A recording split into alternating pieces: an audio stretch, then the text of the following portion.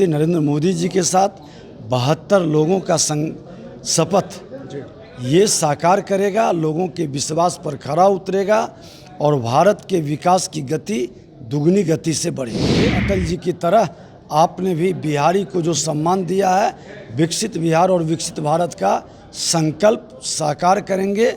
मोदी है तो मुमकिन। परिवारवादी भ्रष्टाचारियों की जामात है, उसकी भाषा लड़खड़ा रही है क्योंकि वो जानता है कि भारत भ्रष्टाचार मुक्त भारत बनाने का मोदी का संकल्प है। नमस्कार, न्यूज़ फॉर नेशन देख रहे हैं आप। मैं हूं आपके साथ धीरज सिंह।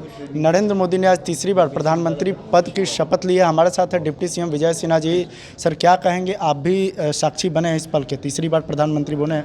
देखिए, देश की जनता का जनादेश विकसित भारत और 21वीं सदी का भारत बनाने का जो लोगों ने विश्वास व्यक्त किया है, आज उस विश्वास की मजबूत नींव रखी गई है और देश के प्रधानमंत्री नरेंद्र मोदी जी के साथ 72 लोगों का शपथ ये साकार करेगा, लोगों के विश्वास पर खरा उतरेगा और भारत के विकास की गति दुगनी गति से बढ़ेगी।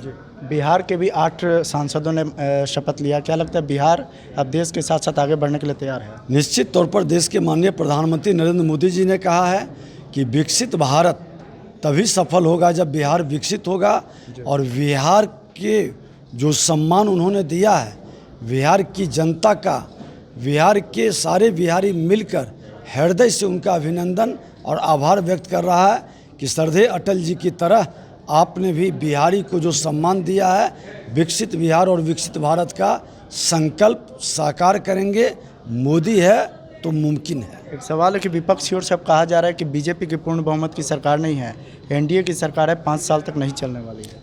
विपक्ष डरा सहमा लोगों की ये परिवारवादी भ्रष्टाचारियों की जामात है, उसकी भाषा लड़खड़ा रही है क्योंकि वो जानता है कि भारत भ्रष्टाचार मुक्त भारत बनाने का मोदी का संकल्प है।